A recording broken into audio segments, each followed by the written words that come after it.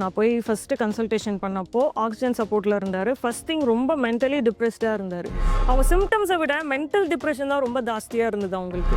Moment is medicine. கண்டிப்பாக நீங்கள் oxygen சப்போர்ட்டில் இருந்தாலும் பரவாயில்ல, வாக் பண்ணுங்க. Every 1 hour 2 rounds 3 rounds with oxygen போங்க. ஏன்னா வந்துட்டு ஜென்ரலாக ஐஎல்டி பேஷண்ட் வந்து வித் ஓட்டூலியே தான் இருக்கணுன்ற மாதிரி ஆமாம், மைண்ட் செட்டில் ஃபிக்ஸ் ஆகிட்டு இருந்துருவாங்க. Very depressed. ஏன்னா ரொம்ப கொடூரமான அந்த மைண்ட் செட் அந்த நோய் வந்து அவங்களுக்கு கொடுக்கும் அப்படின்னும் போது அதை பிரேக் பண்ணி நம்ம வந்து வித்தவுட் ஓட்டு வந்து 1 வீக்கில் அவர் நடக்க வைக்க முடிஞ்சுது அப்படின்றது ஒரு பெரிய பிரேக். நம்ம ஹாஸ்பிட்டலுக்கு வரும்போது அவர் எவ்வளோ கஷ்டப்பட்டு மூச்சு வாங்கி இரும்பலோட இருந்துகிட்டு இருந்தார். சார் ஏதாவது சரியாகுமா அப்படின்ற வந்தவர், போப்பே இல்லாமல் வந்தவர், இப்போ வந்து திருப்பி ஒரு ப்ரொஃபஷனுக்கு போய் திருப்பி அட்வொகேட்டில் வாதாடுற லெவலுக்கு அவர் வந்து இருக்கார். அப்படின்னும் போது எவ்வளோ இம்பார்ட்டண்ட்டாக வந்துட்டு கேம் சேஞ்சராக வந்து இந்த மாதிரி விஷயங்கள் வந்து ஏற்று அப்படின்றது நம்ம புரிஞ்சுக்கணும். அந்த பிசியோ நான் அவங்க சொன்னதாலேருந்து நான் தொடர்ச்சியாக பண்ணிட்டு தான் இருக்கேன். இப்போது நான் படிலாம் ஏறுறேன் இறங்குறேன். இப்போ அந்த மாதிரி சிம்டம்லாம் பழைய சிம்டம்லாம் இருந்தது, இப்போ அதெல்லாம் இல்லாமல் நல்லபடியாக இருக்குது. அதே போல் இது மாதிரி சில சூழ்நிலை இருக்கிறவங்க கூட வந்து நீங்கள் அந்த பிசியோ பண்ணுறதுனால நமக்கு வந்து பெனிஃபிட் தான் நமக்கு. ஏன்னா அவங்க கொடுக்குற ஹோப்பும் அவங்க கொடுக்குற கூட வந்து அவங்க அசிஸ்ட் பண்ணுறதுனால நம்முடைய அந்த ஒரு வயசுன்றது ஒரு வருஷம் ஆயிடுச்சுன்றது அது 10 வருஷம் கூட வர அளவுக்கு அவங்க நமக்கு நல்லபடியாக கூட வந்து என் கூட கோஆப்ரேட் பண்ணாங்க. அதனால் அவங்களுக்கு நான் என்னுடைய மனமார்ந்த நன்றி நான் தெரிவிச்சிருக்கிறேன்.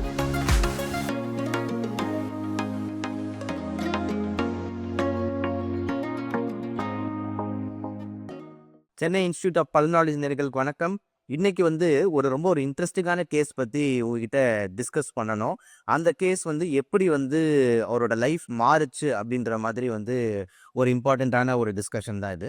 இவர் வந்து பார்த்தீங்கன்னா ஒரு சீனியர் அட்வொகேட், ஓகேங்களா? ஒரு சீனியர் அட்வொகேட், 61 வயசு, பல வருஷம் வந்து ஹைகோர்ட்டில் ப்ராக்டிஸ் பண்ணிக்கிட்டு இருந்தார். இப்போ அதே ஒரு இம்பார்ட்டண்டான விஷயம், பேஷண்டோட கன்சென்ட் வாங்கி தான் நம்ம வந்து இதை உங்களுக்கு சொல்கிறோம். எதுக்குன்னா அவேர்னஸ்க்காக. ஓகே, ஸோ இந்த 61 years ஓல்டு மேல் ஒரு சீனியர் அட்வொகேட் ஹைகோர்ட்டில் வந்து ப்ராக்டிஸ் பண்ணுறவர் வந்து நம்மளோட கிளினிக் வந்துருந்தாரு. அவர் நம்மளோட ஹாஸ்பிட்டல் வந்துருந்தாரு. அப்போ வந்து அவருக்கு பிரச்சனை என்னென்னா மூச்சு வாங்குது, நடந்தாலே எனக்கு ரொம்ப மூச்சு வாங்குது, இருமல் ரொம்ப அதிகமாக இருக்குன்னு சொல்லிட்டு அப்புறம் நம்மளும் செக் பண்ணும் போதே ஸ்டெத்தஸ்கோப் வைக்கும் போதே பார்த்தீங்கன்னா நம்மளுக்கு அந்த யூஸ்வலாக கேட்கக்கூடிய அந்த சவுண்ட் வந்து கேட்டுச்சு, கிரெப்ஸ்ன்னு சொல்லுவாங்க. ஜென்ரலாக அது அந்த ஐஎல்டி பேஷண்ட்ஸ் தான் கேட்கும். கன்ஃபார்ம் பண்ணுறதுக்காக ஒரு சிடி ஸ்கேன் வந்து எடுத்துருந்தோம். சிடி ஸ்கேனில் வந்து பார்த்தா கிளாசிக்கலாக அந்த ஐஎல்டி அப்படின்னு சொல்லக்கூடிய இன்டர்ஸ்டிஷியல் லங் டிசீஸ், ஐஎல்டி நுரையீரல் சுருக்க நோயின்னு தமிழில் சொல்லுவாங்க, அந்த ஒரு நோய் வந்து இருந்தது. இது ரொம்ப எப்பயுமே வந்து பார்த்தீங்கன்னா ரொம்ப ஒரு ட்ரிக்கியான நோய், கடுப்பான நோய். ஏன்னா வந்து ட்ரீட்மெண்ட் போது மருந்து கொடுத்தா 100% சரியாயிடாது. அப்படின்னும் போது அந்த நோயோடவே வாழ்க்கையை ஓட்டணும். ஸோ அப்படின்ற மாதிரி ஒரு நோய் அது. ஏன்னா அது வந்து க்யூரபிள் கிடையாது. ஒரு நிமோனியா மாதிரி ஒரு 7 நாள் மாத்திரை போட்டு சரியாயிடுன்ற மாதிரி சொல்ல முடியாது. நோயும் இருக்கும், மாத்திரையும் போடணும், ஆனால் ஓட்டணும், ஆனால் ஃபுல்லாக சரியாகாது, ஆனால் மூச்சு வாங்கும். அப்படின்ற மாதிரி ஒரு ட்ரிக்கி சுச்சுவேஷன் இந்த நோயில் வந்து ஜென்ரலாக இந்த ஐஎல்டி நோயில் பார்ப்போம். ஆனால் அந்த பேஷண்ட்டுக்கு பல கஷ்டங்கள் இருந்தது. சார் என்னால் திருப்பி போய் கோர்ட்டில் வாதாட முடியுமா, என்னோட ப்ரொஃபஷனே லாயர் ஆச்சு, நான் பேசணுமே, இரும்பல் நடுவில் வருது, மூச்சு வாங்குது, ஒரு கோர்ட்டு கூட போக முடியுன்னு சொல்லிட்டு. ஸோ நான் என்ன பண்ணியிருந்தேன்னா நம்ம சைட்லேருந்து ஆஸ் அ பல்நாலஜிஸ்டாக என்னென்னலாம் மருந்து தேவையோ அது எல்லாமே பேஷண்ட்டுக்கு ஆரம்பித்தோம். அதேமாதிரி கூடவே நான் சொல்லியிருந்தேன், சார் கண்டிப்பாக ரீஹேபும் கூட சேர்த்து பண்ணுங்கள், அதாவது நுரையீரல் மறுவாழ்வும் கூட சேர்த்து நீங்கள் இந்த ப்ரோக்ராமில் இம்ப்ளிமெண்ட் பண்ணுங்கள். லெட்டஸ் சி என்ன சேஞ்ச் கிரியேட் ஆகுதுன்ட்டு ஒரு 2-3 வீக்ஸ் தான் நம்ம பார்க்கலாம். மருந்து பாட்டு ஒரு சைடு வேலையை செய்யட்டும், இன்னொரு சைடு உங்களோட கெப்பாசிட்டி இம்ப்ரூவ் பண்ணுறதுக்கு நம்ம பண்ணலாம் அப்படின்ற மாதிரி அவருக்கு அட்வைஸ் பண்ணி பல்மோரியா ப்ரோக்ராம்லேயும் அவரை வந்து என்ரோல் பண்ணியிருந்தோம். ஸோ பேஷண்ட்டுக்கு வந்து பார்த்தீங்கன்னா என்ன மாதிரி ரெஸ்பான்ஸ் இருந்ததுன்னு சொல்லிட்டு நான் சொல்கிறத விட அதை செயல்படுத்தின கார்டியோ ரெஸ்பிரேட்டரி ஃபிசியோதெரபிஸ்ட் சொன்னால் எங்கே நல்லா இருக்கும் இல்லையா? ஸோ அவங்ககிட்டே கேட்டு தெரிஞ்சுப்போம். வாங்க. வணக்கம் மேடம். வணக்கம் சார். நல்லா இருக்கீங்களா? நல்லா இருக்கேன். ஓகே, ஸோ இந்த பேஷண்ட் உங்ககிட்ட திருப்பி நம்மளோட கேஸ் வந்து நீங்கள் ஹேண்டில் பண்ணியிருந்தீங்க. ஆமாம். ஸோ இவரோட இனிஷியல் அசஸ்மெண்ட் எப்படி இருந்தது, அதுக்கப்புறம் நீங்கள் என்ன மாதிரி பிளான்ஸ் வந்து வச்சுருந்தீங்க? ஸோ இவரோட இனிஷியல் அசஸ்மெண்ட் பார்த்தா ஓட்டோ டிபெண்ட்டாக இருந்தார். நான் போய் ஃபஸ்ட்டு கன்சல்டேஷன் பண்ணப்போ ஆக்சிஜன் சப்போர்ட்டில் இருந்தார். ஃபஸ்ட் திங் ரொம்ப மென்டலி டிப்ரெஸ்டாக இருந்தார். எல்லாருமே என்ன சொல்லிட்டாங்க அப்படின்னா அவங்களுக்கு தெரிஞ்சவங்க எல்லாருமே ஃபேமிலி பேசிஸில் வந்துட்டு ஒன்ஸ் நுரையீரல் சுருங்க ஆரம்பிச்சிருச்சுன்னா அவ்வளோதான், ஆக்சிஜன் டிபெண்ட்டில் இருந்து நீ வீட்டில் இருக்கணும்ப்பா, இதுக்கு மேலாம் ப்ரொஃபஷன்லாம் போக முடியாது, நீ வந்துட்டு உன் லைஃப்பை இதுக்கு மேலே இதை கேர் பண்ண முடியாது அப்படிங்கிறது தான் ஒரு பெரிய மைண்ட் செட்டாக அவங்களுக்கு இருந்தது. இதை மேனேஜ் பண்ணி கொண்டு போகணும் அப்படின்றது அவங்களுக்கு தெரியல. கியூர் பண்ண முடியாது, அவ்வளோதான், முடிஞ்சிடுச்சு இல்லை மேடம், இதுக்கு மேலே 1 year 2 year அவ்வளோதானே அப்படின்ற ஒரு மைண்ட் செட்டில் இருந்தாங்க அவங்க கன்சல்டேஷன் போகிறப்போ. ரொம்ப டிப்ரெஸ்டு ஸ்டேட்டு. அவங்க சிம்டம்ஸை விட மென்டல் டிப்ரெஷன் தான் ரொம்ப ஜாஸ்தியாக இருந்தது அவங்களுக்கு. சொசைட்டி டிப்ரெஷன் தான் ரொம்ப மெயினாக ஜாஸ்தியாக இருந்தது. எப்பயுமே இந்த ரிலேட்டிவ்ஸ் வந்து எல்லாருமே கூட இருப்பவங்க வந்து கொஞ்சம் வந்து ஆறுதல் சொல்றேன்னு சொல்லிட்டு நிறைய டைம் நம்ம மனத்தை அதிகப்படுத்தி அதிகப்பட்டி விட்டு போயிடுவாங்க. ஸோ அதனால பேஷண்ட்ஸ் வந்து நிறைய பேர் நீங்க சொல்ற மாதிரி they will be in a very depressed state. ஏன்னா Yeah. அதுக்கப்புறம் ஆக்சிஜன்லேயே இருக்கணுமா அப்படின்னு ம். சொல்லிட்டு. ஸோ இப்போ இந்த பேஷண்ட்டை வந்துட்டு எப்படி நம்ம வெளியே கொண்டு வந்தீங்க நம்ம ரீஹேப் மூலியமா? ஃபர்ஸ்ட் திங் வந்துட்டு அவருக்கு பிரீதிங் எக்ஸசைஸ் தான் ஸ்டார்ட் பண்ணோம் சார். பிரீதிங் எக்ஸசைஸ்ல இருந்து ஸ்டார்ட் பண்ணி ஆக்ஸிஜன்லயே தான் இருந்தோம். முதல்ல வந்துட்டு 2 லிட்டர்ஸ் ஆக்ஸிஜன் அவர் கண்டினியூஸா வச்சிருந்தாரு. அவர் எப்படி எந்த மைண்ட் செட்ல இருந்தாருன்னா, அவ்வளவுதான் ஆக்ஸிஜன் சப்போர்ட்ல நம்ம இருக்கணும். நம்ம வேலையை வந்துட்டு ஆக்ஸிஜன் சப்போர்ட்லயே தான் செய்யணும். எங்கேயும் நடக்கக்கூடாது, எங்கேயும் போகக்கூடாது. வீட்ல ஆக்ஸிஜனோட இருக்கணும். ஒரு டால் மாதிரி. இப்படிதான் அவர் மைண்ட் செட் இருந்தது. ஃபர்ஸ்ட் அந்த மைண்ட் செட்டை தான் நான் பிரேக் பண்ணேன் சார். Moment is medicine. கண்டிப்பா. நீங்க ஆக்ஸிஜன் சப்போர்ட்ல இருந்தாலும் பரவாயில்ல வாக் பண்ணுங்க. Every 1 hour 2 rounds 3 rounds with oxygen போங்க. எவ்வளோ சேச்சுரேஷன் ஆகுதுன்னு நம்ம செக் பண்ணுவோம், பார்ப்போம். மூவ்மெண்ட் பண்ண பண்ண பண்ண பண்ண உங்களுக்கு ஆக்ஸிஜன் தானா கொஞ்சம் கொஞ்சம் இன்க்ரீஸ் ஆக ஸ்டார்ட் ஆகும். மூவ்மெண்ட்ல இருங்க. முதல்ல ஒரு இடத்துல உட்காராதீங்க அப்படிங்கிறது தான் முதல் மித். அந்த பாயிண்ட்டை தான் நான் முதல்ல பிரேக் பண்ணேன் இந்த பேஷண்ட்டுக்கு. First thing. செகண்ட் திங் வந்துட்டு அவருக்கு இன்ஸ்பிரேஷன் கெப்பாசிட்டி ரொம்ப கம்மியாக இருந்தது. ஐஎல்டியில் எப்போவுமே அதுதான் நடக்கும். ஆக்சிஜன் இன்டேக்கே ரொம்ப டவுனாக இருக்கும், ரொம்ப கம்மியாக ஃபீல் பண்ணுவாங்க. ஸோ அந்த இன்ஸ்பிரேஷன் கெப்பாசிட்டியை நம்ம எப்படியெல்லாம் இன்க்ரீஸ் பண்ணணுன்ற அந்த எக்ஸசைஸ் அவருக்கு ஏற்ற மாதிரி நம்ம கொஞ்சம் ப்ரிஸ்கிரைப் பண்ண ஸ்டார்ட் பண்ணணும். இது எல்லாமே வந்துட்டு ஐஎல்டி பொறுத்த வரைக்கும் ஒன்ஸ் ஆக்சிஜன் சப்போர்ட்ல இருக்காங்க அப்படின்னா எக்ஸசைஸும் டியூரிங் த எக்ஸசைஸும் வித் ஆக்சிஜன்ல தான் பண்ண சொல்லுவோம். டியூரிங் த எக்ஸசைஸ் அந்த 1 hour 1.5 hour நம்ம ப்ரோட்டோகால் போகுதுன்னா வித் ஆக்சிஜன் எக்ஸசைஸ் பண்றது இஸ் ஆல்வேஸ் அட்வைசபிள். ஸோ மெயினாக வந்து ப்ரீத்திங் எக்ஸசைசஸ் தான் மெயின் இவருக்கு வந்து ஆமா. வருது. அதுக்கப்புறம் வந்துட்டு இது 1 week ஃபுல்லாகவே ப்ரீத்திங் எக்ஸசைஸ். 1 week ஃபுல்லாவே breathing, thoracic expansion exercise, expansion exercise, mobility exercise ரொம்ப நிறைய கொடுத்துடணும். லைக் அந்த மொபிலைஸ் ஆக ஆக ஆக ஆக தான் வந்துட்டு அந்த எக்ஸ்பான்ஷன் நல்லா விரியும் போது தான் லங் கெப்பாசிட்டி கொஞ்சம் கொஞ்சம் இன்க்ரீஸ் ஆகும். கண்டிப்பாக. ஸோ இது வந்து ஃபர்ஸ்ட் வீக் ஃபுல்லாக நம்ம செகண்ட் வீக்கில் ஏதாவது எக்ஸ்ட்ரா ஏதாவது திரும்பியும் வந்து என்ன இம்ப்ரூவ்மெண்ட் வந்து 1 weekல நம்மளுக்கு தெரிஞ்சது ஃபர்ஸ்ட் வீக்ல வந்துட்டு வித்தவுட் ஆக்சிஜன் வந்துட்டு he was able to walk around the house. அப்படிங்களா? ஆமா. Very good. வித்தவுட் ஆக்சிஜன்லயே வந்துட்டு அரௌண்ட் த ஹவுஸ் அவர் வேலை பண்ணிக்கிறது, அவர் குளிக்கிறது, அவர் சாப்பிட்றது, ஜஸ்ட் ஒரு 4-5 மாடிப்படி ஏறி போயிட்டு வர்றது, வீட்டுக்குள்ள என்னெல்லாம் பண்ண முடியுமோ எல்லாமே வித்தவுட் ஆக்சிஜன் அவரால் பண்ண முடியுது, மேனேஜ் பண்ணிக்க முடியுது. பெரிய பிரேக் த்ரூ. ஆமா, பிரேக் த்ரூ. ஏன்னா வந்துட்டு ஜென்ரலாக ஐஎல்டி பேஷண்ட் வந்து வித் ஓட்டூலியே தான் இருக்கணுன்ற மாதிரி ஆமா மைண்ட் செட்ல ஃபிக்ஸ் ஆயிட்டு இருந்துருவாங்க. Very depressed. ஏன்னா ரொம்ப கொடூரமான அந்த மைண்ட் செட் அந்த நோய் வந்து அவங்களுக்கு கொடுக்கும் அப்படின்னும் போது அதை பிரேக் பண்ணி நம்ம வந்து வித்தவுட் ஓட்டு வந்து 1 weekல அவர் நடக்க வைக்க முடிஞ்சது அப்படின்றது ஒரு பெரிய பிரேக் த்ரூ. ஸோ செகண்ட் வீக்ல இருந்து அதுக்கப்புறம் வந்துட்டு கொஞ்சம் கொஞ்சமா வந்துட்டு நம்ம ஸ்ட்ரென்த் ட்ரைனிங் ஸ்டார்ட் பண்ணிட்டோம். செகண்ட் வீக்ல இருந்து ஸ்ட்ரென்த் ட்ரைனிங் ஸ்டார்ட் பண்ண லைட்டா மைல்டு வெயிட்ஸ்ல இருந்து அவளுக்கு 0.5 kgல இருந்து தான் ஸ்டார்ட் பண்ணோம். ஏன்னா எடுத்த உடனே ஹை வெயிட்ஸ் ஒரு ஹை எக்ஸாஷன் வந்துட்டு நம்ம கொடுக்க முடியாது. ஸோ 0.5 வெயிட்ஸ்ல இருந்து ஸ்டார்ட் பண்ணி second week at the end of second வீக்ல வந்துட்டு ஒரு 10 to 15 ஸ்டெப்ஸ் ஈஸியா போனாரு. செகண்ட் வீக் எண்ட்ல அந்த சண்டேவே வந்துட்டு நான் சர்ச் போயிட்டு வரேன் அப்படின்னு சொல்லிட்டு போயிட்டும் வந்தாரு. போயிட்டு வந்ததுக்கு அப்புறமும் ஆக்சிஜன் சேச்சுரேஷன் வந்துட்டு லைக் இட் வாஸ் அரௌண்ட் 90, 92, 93 அந்த மாதிரி it was maintaining around. Very good, very good. அதுக்கப்புறம் அவரோட ப்ரொஃபஷனுக்கு திருப்பி அவரால் போக முடிஞ்சது. ஏன்னா மெயின் கவலை அதுவாக தான் இருந்தது. ஸோ ஃபர்ஸ்ட் திங் வந்துட்டு ஃபர்ஸ்ட் வீக்ல இன்னொரு மேஜர் சேஞ்ச் என்ன நடந்ததுன்னா பேசினாலே மூச்சு வாங்கும். பேசினா காஃப் அதிகமாக வரும், மூச்சு ஜாஸ்தியாக வாங்கும், எக்ஸாஷன் ஃபீல் ஆகிட்டே இருப்பார். கன்சல்டேஷன் போன அன்னைக்கே ஒரு 1 minute மேலே அவரால் பேச முடியல. அது ஒரு மேஜர் இதுவாக இருந்தது. ஸோ 1 weekல அந்த பேசினா மூச்சு வாங்குறது அது எல்லாமே சார்ட் அவுட் ஆயிடுச்சு. காஃப் கம்மியாக கொஞ்சமாக கம்மியாயிடுச்சு. ஸோ ஆஃப்டர் 1 weekே வந்துட்டு அவர் நல்லா பேச ஆரம்பிச்சிட்டார். வீட்டுக்கு ஃப்ரெண்ட்ஸ் எல்லாம் வந்தாலே வந்துட்டு ஒரு 5 to 10 minutes லாங்காக பேசுவார். அந்த அளவுக்கு வந்துட்டாரு. So after third week at the end of third வீக்ல நான் கோர்ட்டுக்கு போகிறேன், எனக்கு அந்த தைரியம் வந்துடுச்சு, யாரும் என் கூட இருக்கணும்னு அவசியம் இல்லை, அந்த பயம் எனக்கு போயிடுச்சு, என்னால் முடியும் அப்படின்னு சொல்லிட்டு நான் ட்ரை பண்ணி பார்க்குறேன் அப்படின்னு சொல்லிட்டு போயிட்டு வந்தவர் எந்த பிரச்சனையும் இல்லாமல் ஹாப்பியாக போயிட்டு வந்தார். So he started going to the profession. அன்னைக்கு ஒரு கேஸும் முடிச்சுட்டு வந்து ஹாப்பியாக சொன்னார் லாஸ்ட் டெஸ்டிமோனி டே அன்னைக்கு. Okay so great. ஸோ இது வந்து ஒரு பெரிய பிரேக் த்ரூவாக தான் நான் பார்க்குறேன். ஏன்னா இந்த ஐஎல்டி கேசஸை வந்து நம்ம வந்து வெளியே இப்படி கொண்டு வர்றதுன்றது ரொம்ப பெரிய விஷயம். நிறைய பேஷண்ட்ஸ் ஐஎல்டி பார்த்தோம்னா வீட்டுலேயே முடக்கி அந்த ஆக்சிஜன்லேயே தான் இருக்காங்க. அவங்க வந்து பார்த்தீங்கன்னா அதுலேயே ஒரு மென்டல் டிப்ரெஷனுக்கு போவாங்க. ஏன்னா ஒரு மனிதனுக்கு இயல்பு என்ன அப்படின்ற மாதிரி பார்த்தோம்னா நம்ம போய் உலகத்தை பார்க்கணும், வெளியே போகணும், வரணும், வேலையை பார்க்கணும் அப்படின்ட்டு ஒரு 4 முன்புலி இருக்கிறதும் ஜெயிலில் இருக்கிறதும் ஒன்று தானே. கிட்டத்தட்ட அதே மாதிரி தானே வந்துட்டு அவங்களுக்கு ஒரு மைண்ட் செட். ஓட்டுவை மாட்டி விட்டுட்டு அங்கேயே சாப்பாடு, அங்கேயே தூங்குறது, திருப்பி எழுந்துக்கிறது, பாத்ரூம் போனால் கூட ஒரு ஆக்சிஜன் வச்சுட்டு யாராவது கூட சப்போர்ட்னும் போது it will literally mind game play பண்ணும், டிப்ரெஸ் பண்ணும் ஒரு பர்சனை.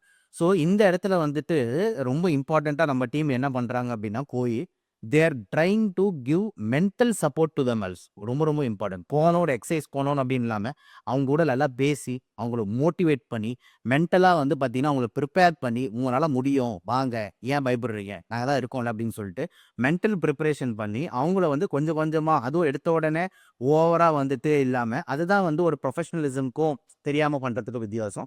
ஸோ ஓவராக இல்லாமல் எடுத்த உடனே வந்துட்டு ஒரு பேசிக் எக்ஸசைசஸ் லங் எக்ஸசைசஸ் ப்ரீத்திங் எக்ஸசைசஸ்லாம் வந்துட்டு கொடுத்து டெய்லி அதில் அடாப்ட் ஆகும்போது அதுக்கு அடுத்து வந்து பார்த்தீங்கன்னா கொஞ்சம் கொஞ்சமாக மூவ்மெண்ட்டை கொண்டு வந்து அதுக்கப்புறம் பார்த்தீங்கன்னா மைல்டான வெயிட்ஸில் ஸ்ட்ரென்த்தை கொண்டு வந்துட்டு ஸ்டெப்பாக அவங்களோட கெப்பாசிட்டிஸை வந்து இம்ப்ரூவ் பண்ணுறதுன்றது பெரிய விஷயம். இப்போ எவ்வளோ ஒரு வாழ்க்கை சேஞ்ச் பாருங்க அந்த பேஷண்ட்டு டெஃபினட்டா சார். வந்துட்டு அவர் வந்து நம்ம ஹாஸ்பிட்டலுக்கு வரும்போது அவர் எவ்வளோ கஷ்டப்பட்டு மூச்சு வாங்கி இரும்பலோட இருந்துகிட்டு இருந்தார். சார் ஏதாவது சரியாகுமா அப்படின்ற நடந்து வந்தவர், கோப்பே இல்லாமல் வந்தவர், இப்போ வந்து திருப்பி ஒரு ப்ரொஃபஷனுக்கு போய் திருப்பி அட்வொகேட்டில் வாதாடுற லெவலுக்கு அவர் வந்து இருக்கார் அப்படின்னும் போது எவ்வளவு இம்பார்ட்டண்ட்டாக வந்துட்டு கேம் சேஞ்சராக வந்து இந்த மாதிரி விஷயங்கள் வந்து ஏற்கு அப்படின்றது நம்ம புரிஞ்சுக்கிறோம். ஸோ மக்களுக்கு நான் திருப்பியே சொல்கிறது வந்து இதுதான்.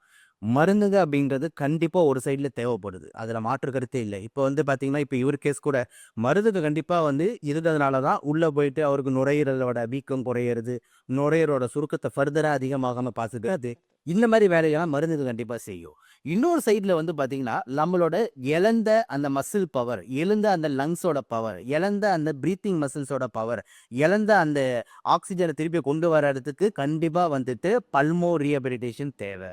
அப்போ பல்னரி ரீஹபிலிட்டேஷன் நுரையீரல் மறுவாழ்வோட கான்செப்டே என்னன்னா it goes side by side, both medicine ஒரு ட்ராக்ல அது வேலையை செஞ்சுக்கிட்டு இருந்ததுன்னா சைடில் இந்த ஒரு ட்ராக்ல அதோட வேலையை செய். அப்போ 2 ட்ராக்ல சேரும் போது வந்து பார்த்தீங்கன்னா ஒரு ட்ரெயின் எப்படி ஓடுதோ அந்த மாதிரி உங்கள் வாழ்க்கை ஓடும். புரியுதா நான் சொல்கிறது? ஸோ இதுதான் வந்துட்டு ரொம்ப இம்பார்ட்டன்ட் ஆஃப் பல்மோரியா. So very good thing by the team. So இப்போ நீங்கள் லாஸ்ட்டாக வந்துட்டு அந்த பேஷண்ட் அவர் வாயால் சொன்ன அந்த டெஸ்டிமோனியை வந்துட்டு நீங்கள் விரிவாக பார்க்கலாம். அவரோட கன்சென்ட் வாங்கி தான் வந்துட்டு நம்ம போடுறோம்.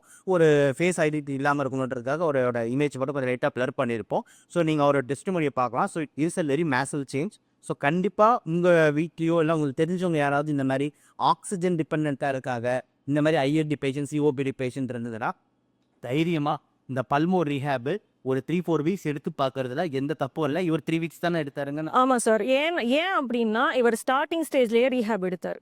ஐஎல்டின்னு டயக்னோஸ் ஆன உடனே ஹி ஸ்டார்டட் ரீஹேப். அதனால தான் அதை 3 வீக்ஸில் கொண்டு வர முடிஞ்சுது. இன்னும் சில கேசஸ் எல்லாம் ரீஹேப் என்ன செட் ஆகுமோ ஆகாதோ அப்படின்னு சொல்லி mid to moderate severe stage போனதுக்கப்புறம் நம்ம ரீஹேப் ஸ்டார்ட் பண்ணுறதுல யூஸ் இல்லை.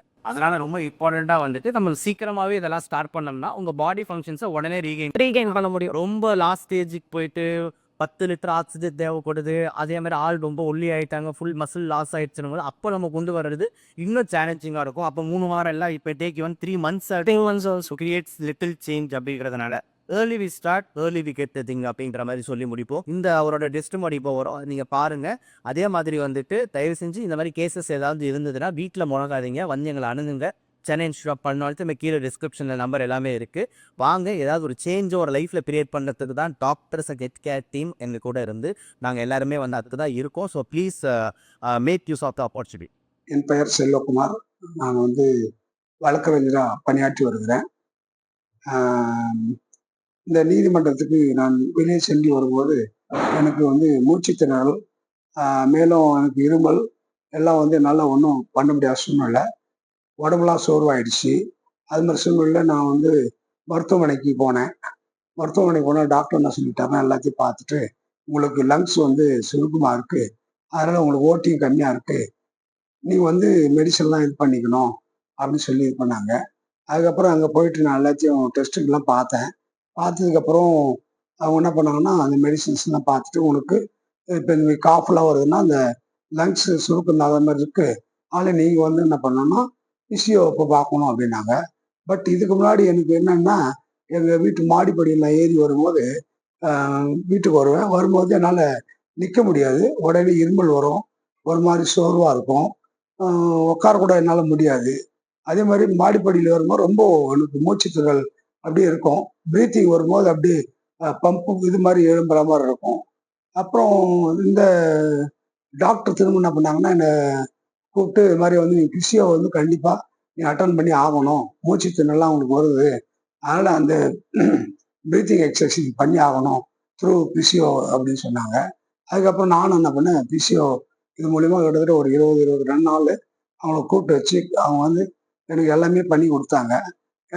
ஒவ்வொரு நாளும் எனக்கு வந்து கிட்டத்தட்ட ஒரு 1.5 ஹவர்ஸ் கிட்டத்தட்ட ஸ்ட்ரெயின் எடுத்து அவங்க எனக்கு பண்ணி என்னோட கூட வந்து எனக்கு கோஆப்ரேட் பண்ணி என்னென்ன நான் ப்ரீத்திங் எக்ஸசைஸ்லாம் பண்ணணுமோ எல்லாமே பண்ணி கொடுத்தாங்க. அப்ப எனக்கு டே பை டேயில் அது செய்கிறதுனாலேருந்து எனக்கு கொஞ்சம் அந்த காஃபெல்லாம் கொஞ்சம் குறைஞ்சிது. அந்த மூச்சு திணறலும் எனக்கு கொஞ்சம் ஒரு ரெடியூஸ் ஆயிடுச்சு. இதுக்கிடையில மாத்திரையும் போட்டேன். இடையில வந்து என்ன ஆகும்னா எனக்கு அந்த சில வேளையில் படுக்கிறப்போ அந்த இது இருக்கும் அந்த இருமல் அதெல்லாம் வந்து ஓரளவுக்கு கண்ட்ரோலில் தான் இருக்குது. ஆனால் அதே நேரத்தில் வந்து பார்த்தீங்கன்னா இப்போ வந்து பார்த்தீங்கன்னா இப்போ நான் கோர்ட்டுக்கெலாம் வந்து போகிற அளவுக்கு முன்ன எப்படி ஃபிசியோதெரபிக்கு முன்னாடி சில சிம்டம்லாம் இருந்தது. ஆனால் இப்போ பார்த்தீங்கன்னு சொன்னீங்கன்னா என்னை விட நல்லா போக முடியுது. கோர்ட்டில் வந்து என்னால் பேச முடியுது. ரெண்டாவது குரல் கொஞ்சம் இதுவாக இருந்தால் இருந்தது. இப்போ நல்லா பேசக்கூடிய அந்த அளவுக்கு எனக்கு வந்து ஒரு நல்ல ஒரு உடல்நிலை ஒரு நல்ல முன்னேற்றம் இருந்திருக்கு. அந்த பிசியோ நான் இன்னும் நான் சொன்னதாலேருந்து நான் தொடர்ச்சியாக பண்ணிட்டு தான் இருக்கேன். இப்போ நான் படிலாம் ஏறுறேன் இறங்குறேன். இப்போ அந்த மாதிரி சிம்டம்லாம் பழைய சிம்டம்லாம் இருந்தது. இப்போ அதெல்லாம் இல்லாமல் நல்லபடியாக இருக்குது. அதனால அவங்களுக்கு நான் வந்து உண்மையிலே இது போன்ற ஒரு பிசியோ இருக்குதுன்னு எனக்கு தெரியாது. ஆனால் அவங்க நம்ம டாக்டர் மூலிமா கேட்டதுனால அவங்க வந்து இது மாதிரி பண்ணாங்க. அதே போல் இது மாதிரி சில சூழ்நிலை இருக்கிறவங்க கூட வந்து நீங்கள் அந்த பிசியோ பண்ணுறதுனால நமக்கு வந்து பெனிஃபிட் தான் நமக்கு. ஏன்னா அவங்க அவங்க கொடுக்குற ஹோப்பும் அவங்க கொடுக்குற கூட வந்து அவங்க அசிஸ்ட் பண்ணுற இதனால நம்முடைய அந்த ஒரு வயசுன்றது ஒரு வருஷம் ஆயுசுன்றது அது 10 வருஷம் கூட வர அளவுக்கு அவங்க நமக்கு நல்லபடியாக கூட வந்து என் கூட கோஆப்ரேட் பண்ணாங்க. அதனால் அவங்களுக்கு நான் என்னுடைய மனமார்ந்த நன்றி நான் தெரிவிச்சிருக்கிறேன். இப்போ நான் இப்போ பேசுகிறவங்க முன்னாடி என்னால் நல்லா பேச முடியுது. அந்த த்ரோட் இன்ஃபெக்ஷன்லாம் இருந்தது. அந்த த்ரோட் இன்ஃபெக்ஷன்லாம் கூட இப்போ எனக்கு வந்து இல்லை. இப்போ நார்மலாக தான் இருக்குது. ஆனால் இப்போ நான் நார்மல் நானே தனியாக போயிட்டு நானே போகிற அளவுக்கு நடந்து கீழே போகிறவங்களாம் இருக்குது. போகிறப்பெல்லாம் எனக்கு வந்து மூச்சு திணறலாம் இப்போ இல்லை. நல்லா தான் இருக்கேன்.